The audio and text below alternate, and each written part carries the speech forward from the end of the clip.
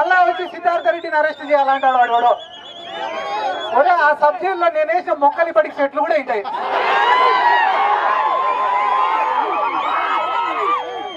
మళ్ళా కొత్తగా వచ్చి వీళ్ళు నాకు సబ్జెక్టుని పరిచయం చేస్తామంటే ఇక నవ్వేదానికే ఏడ్చేదానికే ఇవన్నీ సిగ్గుండాలన్నా.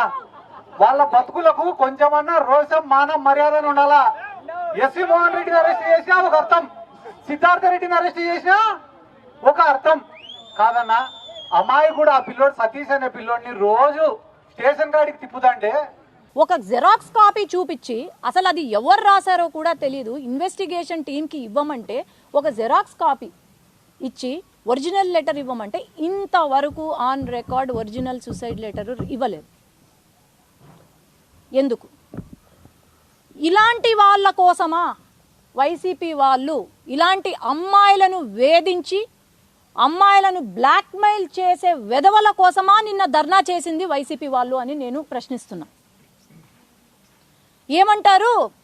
ఎక్కడో మొక్కేసి వచ్చినాడంట జైల్లో, 2014లోనే మొక్క వేసి వచ్చినాడంట, ఇప్పుడు మానయ్య ఉంటుందంట.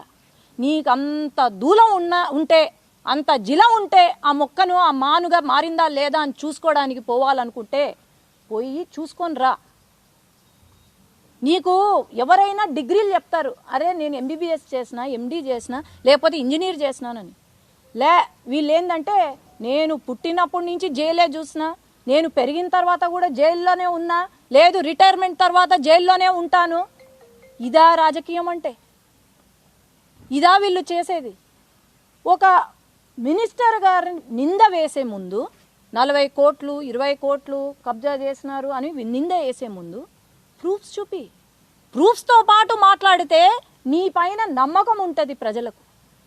ఒక ఆర్యవైశ్య కమ్యూనిటీకి సంబంధించిన ఒక మినిస్టర్, మనకందరికీ తెలుసు ఈ దేశంలోనే మొత్తం ఆర్యవైశ్యులు ఎవరైనా దేవుడికి భయపడి భక్తి ఉన్న వ్యక్తులు అంటే ఆర్యవైశ్యులు. వాళ్ళు ఎప్పుడూ కూడా ఇటువంటి పని చేయరు. అది అంటాడు బిజినెస్లు ఉన్నాయి, వాళ్ళకి ఇన్ని కోట్ల డబ్బులు ఉన్నాయి. అరే వాళ్ళ బిజినెస్లు వాళ్ళు కష్టపడి వాళ్ళు సంపాదించుకున్నారు, నీకేం సంబంధం అయ్యా? మళ్ళీ ఇంకో మాట కూడా అండ్రి, ఏందో నాకు అర్థం కాల ఈ విషయం. ఇది జగన్మోహన్ రెడ్డి గారు చాలా క్లియర్ కట్గా వినాలి. కొంతమంది నాయకులంట తండ్రి పేరు పెట్టుకొని రాజకీయంలోకి వచ్చినారంట, తండ్రి పేరు చెప్పుకొని రాజకీయం ఏదో తండ్రి డబ్బులు వాడుకొని రాజకీయంలోకి వచ్చినారంట. మరి మీ గురించే అనుకుంటా జగన్మోహన్ రెడ్డి గారు, వీళ్ళు పులివెందలో కూడా తిష్ట వేసి ఏమన్నా ఇది చేసేలాగున్నారు. మరి జగన్మోహన్ రెడ్డి గారు, వైఎస్ రాజశేఖర్ రెడ్డి గారు వారి తండ్రి పేరు చెప్పుకొనే రాజకీయాల్లోకి వచ్చాడు. వాళ్ళ తండ్రి పేరు చెప్పుకొనే ఈరోజు ప్రతి ఒక్కటి వాళ్ళ తండ్రి పేరుతోనే జరుగుతుంది. మొత్తం వాళ్ళ తండ్రి డబ్బులతోనే కదా ఆనాడు జరిగింది, ఎన్నికలు గెలిచింది. మరి మీ గురించి చెప్తున్నట్టున్నారు.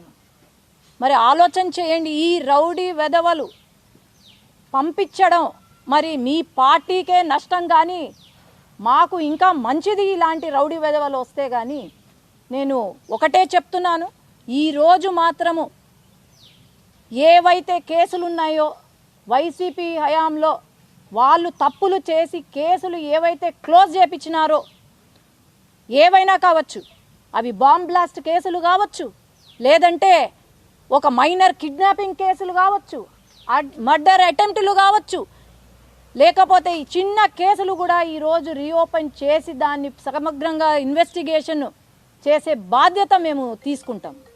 అట్లాగే ఉత్త నాయకులు ఒక్కటే కాదు, ఆ గంజాయి బ్యాచ్ ఏదైతే ఉందో ఈ రోజు నుంచి ప్రతి ఒక్కరూ అండర్ సర్వేలెన్స్ ఉంటారు. మీరు గంజాయి కాదు కదా, ఊపిరి ఎన్నిసార్లు మీరు ఊపిరి తీసుకున్నా కూడా మాకు తెలిసిపోతుంది. ఇప్పుడు కొత్తగా రింగులు వాచ్లు వేసుకుంటున్నారు, హార్ట్ బీటు లేకపోతే అన్నీ తెలుసుకోవడానికి. ప్రతి ఒక్కరి రింగులు వాచ్లు మా దగ్గర ఉన్నాయి, గమనిస్తూనే ఉన్నాము. ఖచ్చితంగా ఇలాంటి వెధవలకు ఖచ్చితంగా ప్రజలే గుణపాఠం చెప్తారని నేను తెలియజేసుకుంటున్నాను.